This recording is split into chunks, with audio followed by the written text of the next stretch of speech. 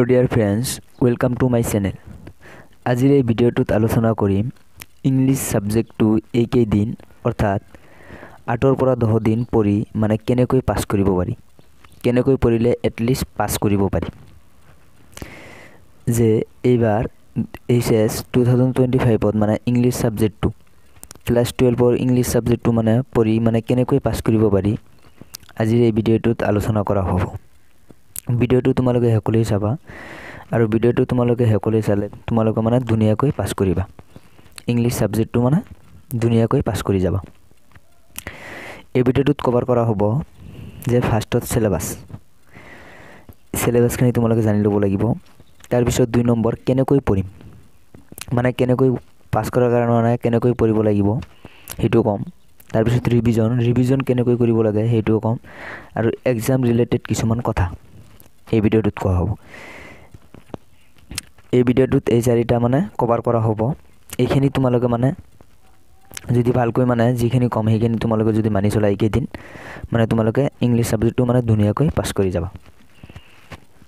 ভিডিঅ'টো তোমালোকে হেকলৈ চাব লাগিব ইয়াৰ আগৰ ভিডিঅ'ত ম্যাথ সাবজেক্টটো মানে কেনেকৈ পঢ়িলে মানে পাস কৰিব পাৰি হেতু ভিডিঅ' দিয়া হৈছে হেতু ভিডিঅ'ৰ লিংক মানে ডেসক্ৰিপচনত দিয়া থাকিব তোমালোকে গৈ চাই ল'বা যে ক্লাস 12 ৰ মানে ম্যাথ সাবজেক্টটো মানে কেনেকৈ পঢ়িলে পাস কৰিব পাৰি হেতু ভিডিঅ' দিয়া হৈছে যে ফাৰ্স্ট অফ অল তোমালোকে জানি ল'ব লাগিব সিলেবাস যে তোমালোকৰ মানে ইংলিছ সাবজেক্ট মানে কি আছে হেখিনি তোমালোকে জানি ল'ব লাগিব যে তোমালোকৰ ক্লাস 12 ৰ ইংলিছ সাবজেক্টত মানে ইংলিছ বুলি ক'লে মানে ইয়াত বহুত কিছু মানে হুমাই আছে ফাৰ্স্ট তোমালোকৰ মেইন বুকত আছে প্ৰছ এণ্ড পোয়েট্ৰি ইয়াত তোমালোকৰ প্ৰছৰ পৰা 20 মাৰ্ক আহিব আৰু পোয়েট্ৰিৰ পৰা 10 মাৰ্ক টোটাল 30 মাৰ্ক আহিব তোমালোকৰ মেইন বুক যিখন আছে হেতুৰ পৰা 30 মাৰ্ক আহিব তাৰ পিছত তোমালোকৰ ৰাইটিং সেকশন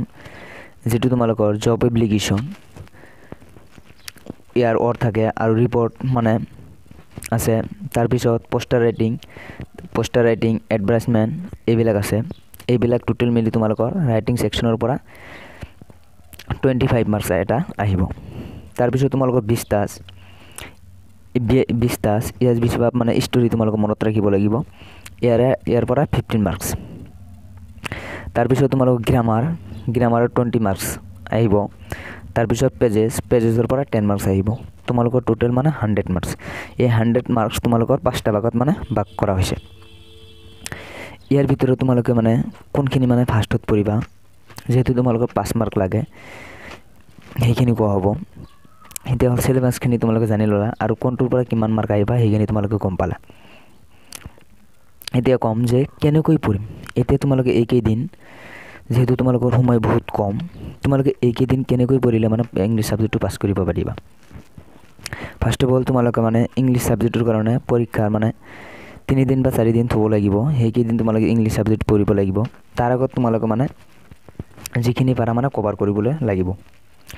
যে ৰাইটিং সেকশন তোমালোকে ফাৰ্স্ট তোমালোকৰ যেহেতু সময় কম তোমালোকে সেই কাৰণে ৰাইটিং সেকশন যেটো আছে তোমালোকে এটো ফাৰ্স্ট পঢ়িবা ইয়াৰ পৰা তোমালোকৰ মানে 25 মাৰ্কস আছে ইয়াৰে তোমালোকে যেটো জব এপ্লিকেশন আছে হেতু চাবা আৰু অৰ যেটো আছে হেতু চাব নালাগে তোমালোকে জব এপ্লিকেশন ইয়াৰ ফৰমেটটো তোমালোকে ইউটিউবৰ পৰা চাবা আৰু ইউটিউবৰ পৰা চাই মানে হেতু মানে তোমালোকে প্ৰেক্টিস কৰিবা আৰু হেতু মানে মুখস্থ কৰিবা তাৰ পিছত তোমালোকৰ যেটো ৰিপোৰ্ট ৰাইটিং আছে হেতু তোমালোকৰ ফৰমেট মানে ইউটিউবৰ পৰা চাই ল'বা ফৰমেট মানে কেনেকৈ যিকোনো ধৰণৰ আহক মানে হেখিনি মানে ফৰমেটটো মনত ৰাখি মানে লিখিব পাৰিবা তাৰ পিছত তোমালোক পোস্টাৰ ৰাইটিং এডভাৰ্টাইজমেন্ট এইবিলাক মানে ইউটিউবৰ পৰা চাবা আৰু এটা format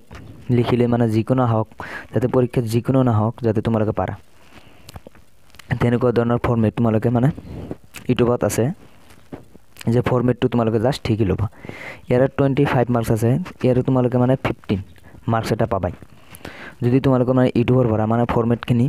job application report writing আৰু এডভাৰ্টাইজমেন্ট ইয়াৰ ফৰমেটখিনি তোমালোকে মানে মুখস্থ কৰা তোমালোকে এটা 15 মাৰ্কস এটা পাবাই ফাৰ্স্টত এইখিনি তোমালোকে ৰাইটিং সেকশন কভাৰ কৰিবা ইয়াৰ পৰা এটা 15 মাৰ্কস পাবাই আৰু যেহেতু তোমালোকৰ সময় বহুত কম সেই কাৰণে তোমালোকে এইটো মানে ফাৰ্স্ট দেখিবা তাৰ পিছত তোমালোকৰ সেকেন্ড তোমালোকে পেজেছ চাবা তোমালোকে জানা পেজেছ মানে 10 মাৰ্কসৰ আহে পেজেছ তোমালোকে আগৰ বছৰৰ মানে 2 বা 3 ইয়াৰ্ছৰ মানে পেজেছ তোমালোকে সলভ কৰিলে তোমালোকে মানে পেজেছটো মানে তোমালোকে যিকোনো লিখি নাহক তোমালোকে 6 মাৰ্কস পাবাই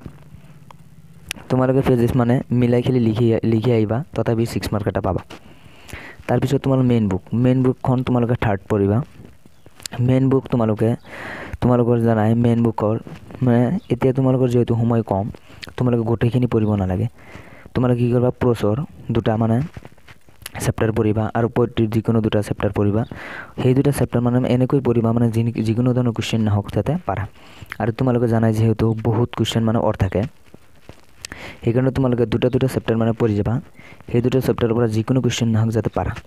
1 মাৰ্কৰ 2 মাৰ্কৰ কুৱেশ্যনবিলাক মুখস্থ কৰিবা আৰু 5 মাৰ্কৰ কুৱেশ্যন আহিলে এই 1 মাৰ্কৰ 2 মাৰ্কৰ কুৱেশ্যনৰ পৰা মানে বনাই লিখিবা। এইটো যদি তোমালোকে পঢ়া দুটা চেপ্টাৰ পৰা তথাপিও তোমালোকে 13 মাৰ্কছৰ পৰা 15 মাৰ্কছ এটা পাবা।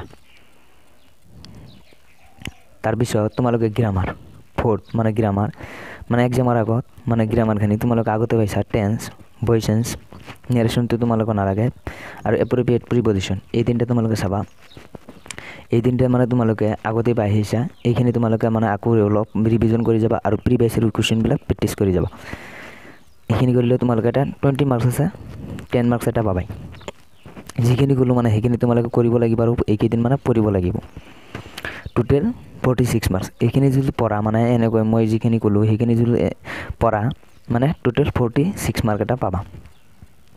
তোমালোকে জানাই যে ইংলিছ এক্সাম 4 days ইংলিছ এক্সামৰ আগত মানে তোমালোকে এটা 4 দিন মানে থৈ দিবা।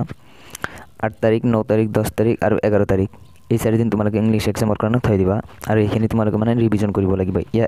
এতিয়া যিখিনি পঢ়া মানে ইংলিছ সেইখিনি তোমালোকে এই 4 দিন মানে ৰিভিজন কৰিব লাগিব। তাৰপিছত তোমালোকে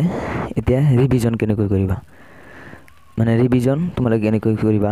যে ৰাইটিং তোমালোকে লিখি মানে ৰিভিজন কৰিবা। ইংলিছ সাবজেক্টটো মানে তোমালোকে যেতিয়া মানে লিখি প্ৰেক্টিছ কৰিবা তেতিয়া তোমালোকৰ এক্সামত মানে পাহৰাৰ মানে সম্ভাৱনা কম থাকিব বা ভুলৰ সম্ভাৱনা কম থাকিব। সেইকাৰণে ইংলিছ সাবজেক্টটো তোমালোকে কি কৰিবা লিখি মানে ৰিভিজন কৰিবা। তাৰপিছত লাষ্ট এক্সাম ৰিলেটেড তোমালোকে এক্সাম ৰিলেটেড কিছুমান কথা কোৱা হ'ব। ফাৰ্ষ্টত তোমালোকে বই নাখাবা। তোমালোকে যেটো মানে SLC এক্সাম দিছা সেইটোৰ নিচিনাই তোমালোকে বই নাখাবা আৰু তোমালোকে কনফিডেন্স মানে বঢ়াই লৈ যাবা। মানে তোমালোকে যিখিনি পঢ়িছা সেইখিনিৰ পৰা যাতে যিকোনো কুৱেশ্যন নহওক পাৰা এটা কনফিডেন্স লৈ যাবা। আৰু তোমালোকে জানা ইংলিছ সাবজেক্টটো মানে 100 মাৰ্কছৰ হয় ইয়াৰে 5 মাৰ্ক 30 হয়। তোমালোকে মানে ইংলিছ সাবজেক্টত প্ৰেক্টিকেল মাৰ্ক নাথাকে ক্লাছ 12ত তোমালোকে জানা।